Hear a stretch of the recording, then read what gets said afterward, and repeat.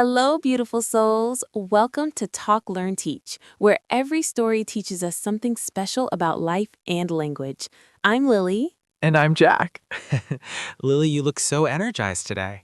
I am Jack because today we have something really special lined up for our viewers.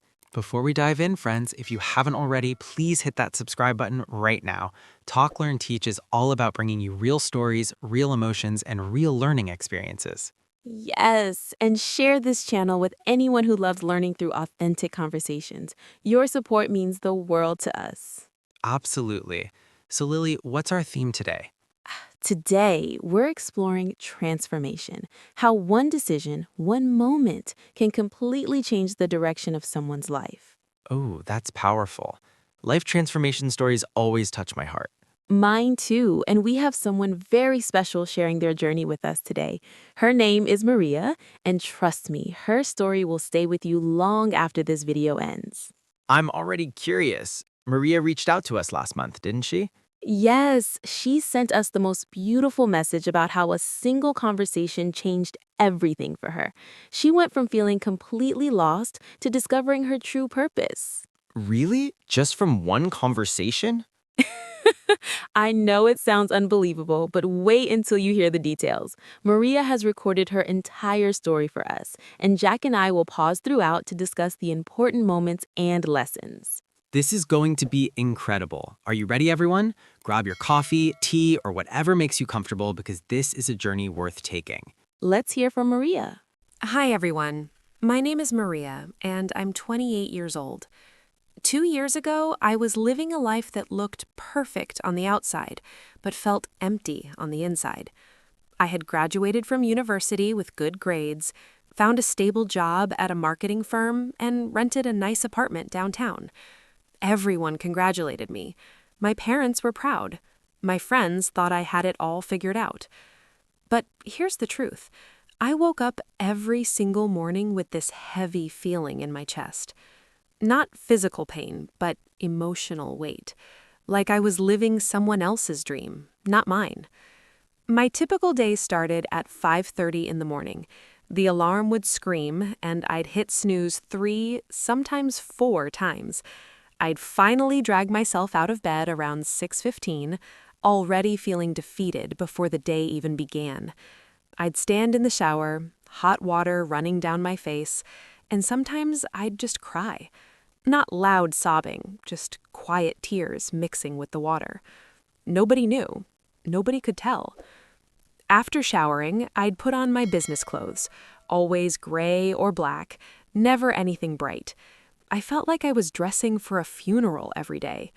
Then I'd skip breakfast because I had no appetite, grab my bag, and rush to catch the 7:10 train. The train ride was 45 minutes of staring at my phone, scrolling mindlessly through other people's happy moments on social media, feeling more disconnected with each swipe. I'd arrive at the office by 8 o'clock, plaster on a smile, and greet my colleagues with, "Good morning, how are you?" even though I never felt good myself. My work involved creating advertising campaigns for products I didn't care about, targeting customers I didn't understand, all to meet numbers that felt meaningless to me.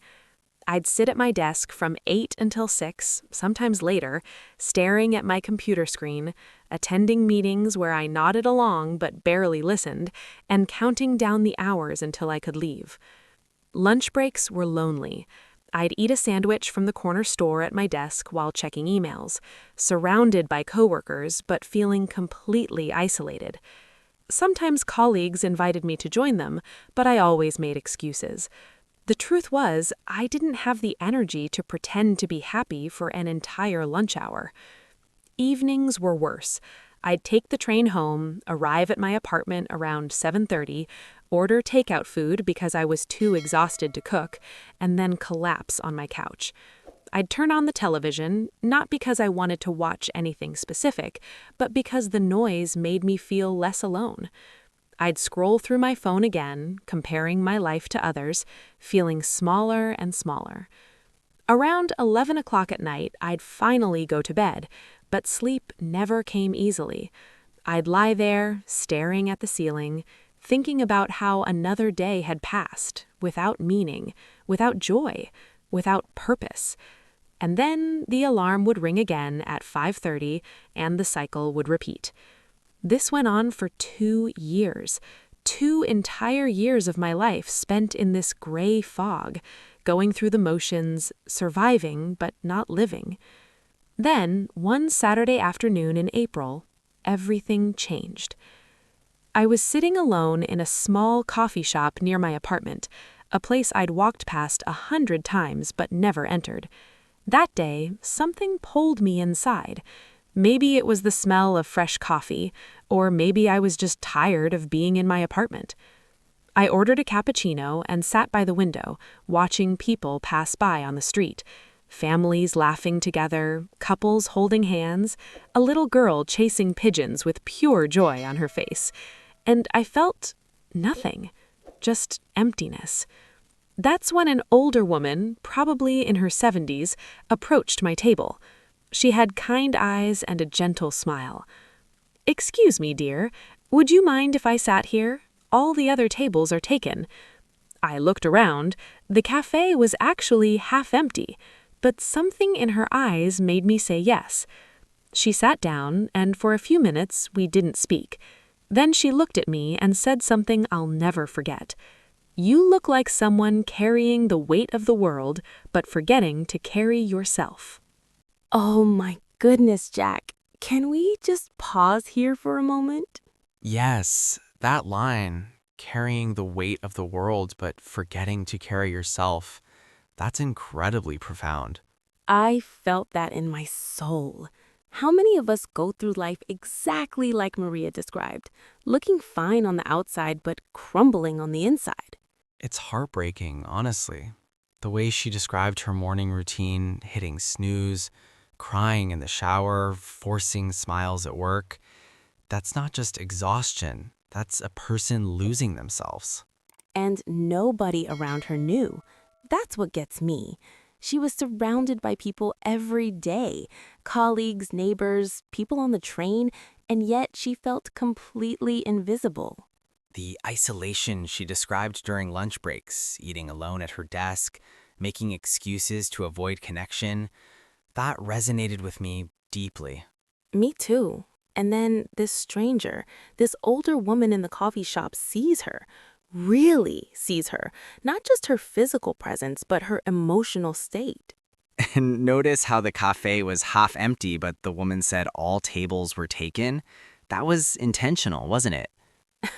Absolutely. Sometimes the universe sends us exactly who we need, exactly when we need them.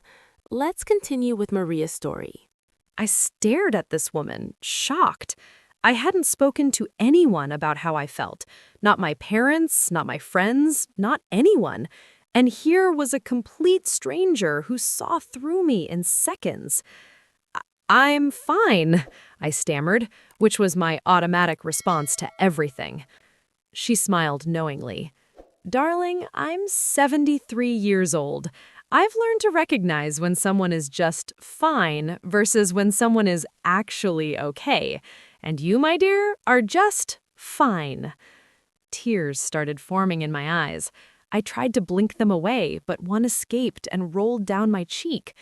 "I don't even know what's wrong with me," I whispered. "I have a good job, a nice place to live, I'm healthy. I should be happy, but I'm not." She reached across the table and gently touched my hand. "Darling, happiness isn't about checking boxes on a list society gave you. It's about alignment, when what you do matches who you are." "But I don't know who I am," I admitted, and saying those words out loud broke something open inside me. We talked for 3 hours that afternoon. Her name was Eleanor, and she told me about her own life, how she had spent 30 years as a lawyer, successful and respected, but feeling hollow. Then, at 52, she made a radical change. She quit her job, moved to a small town, and became an art teacher at a community center. "Everyone thought I was having a crisis," she laughed, but it was the opposite. I was finally waking up from a crisis I'd been living in for decades. She asked me questions nobody had ever asked. What made me lose track of time?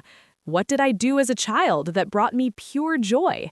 If money wasn't a concern, how would I spend my days?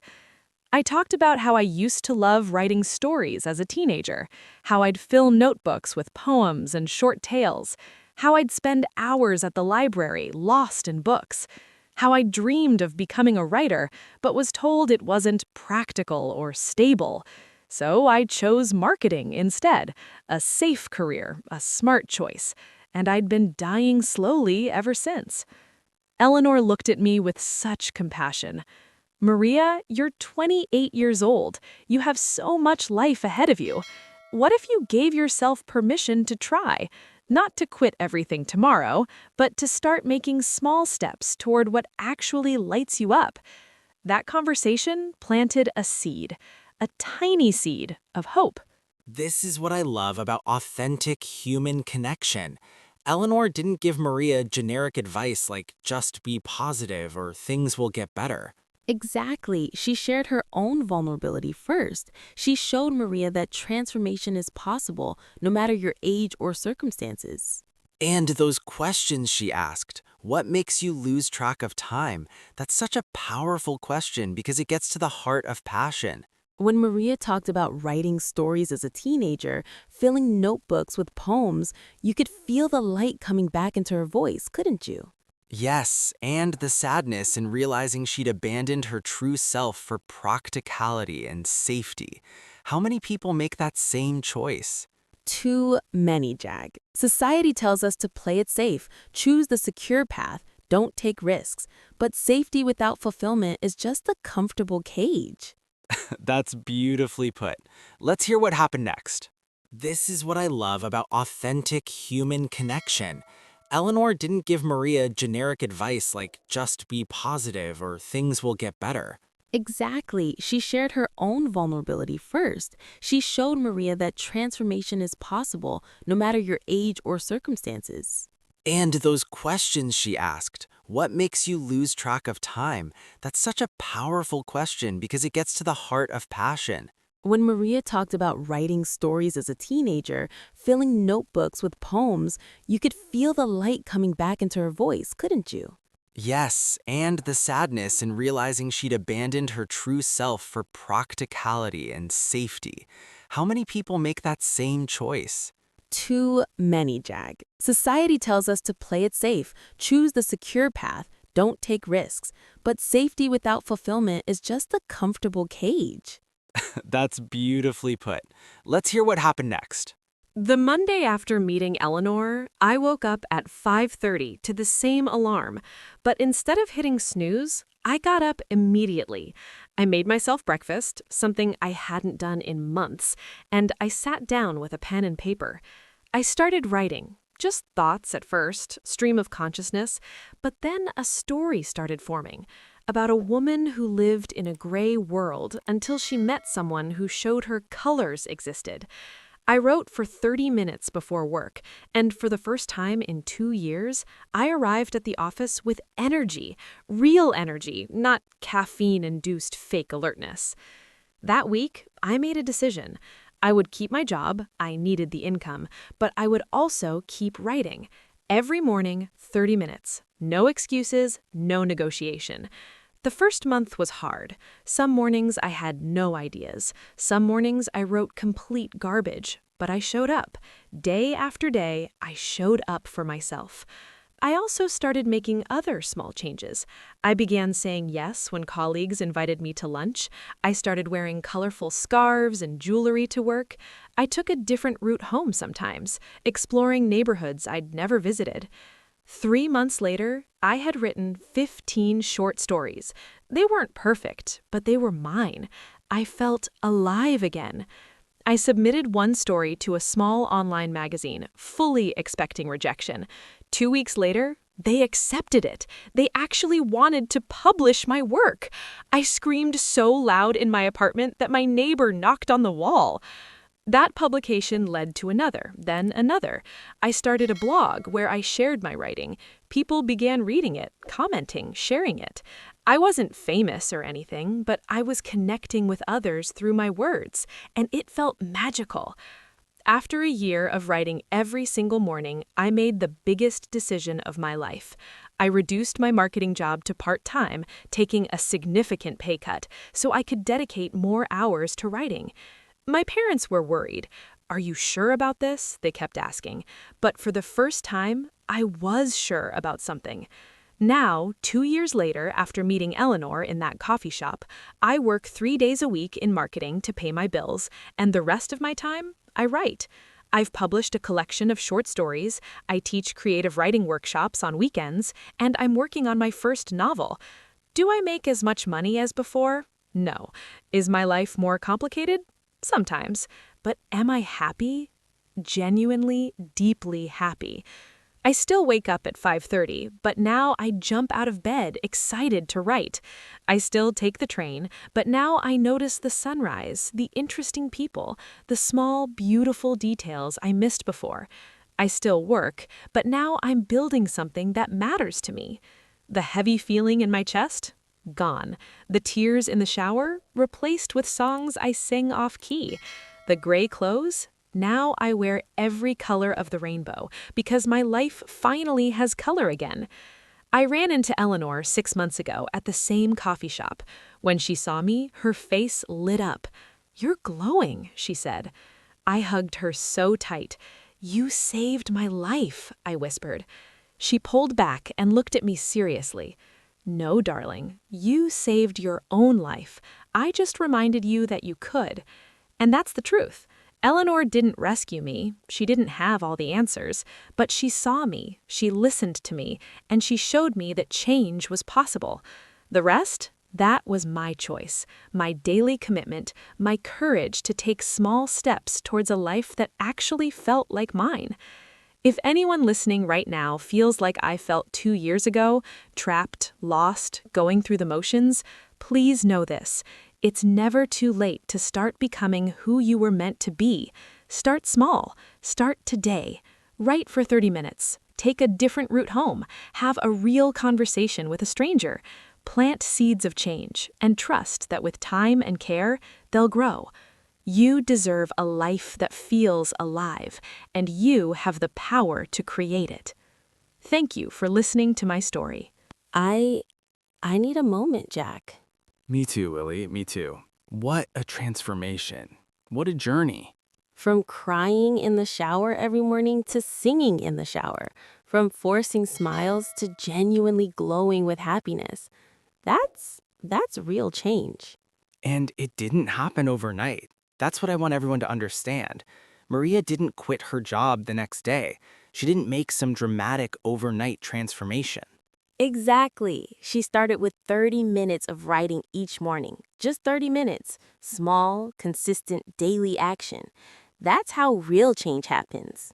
Can we talk about the rejection fear she overcame?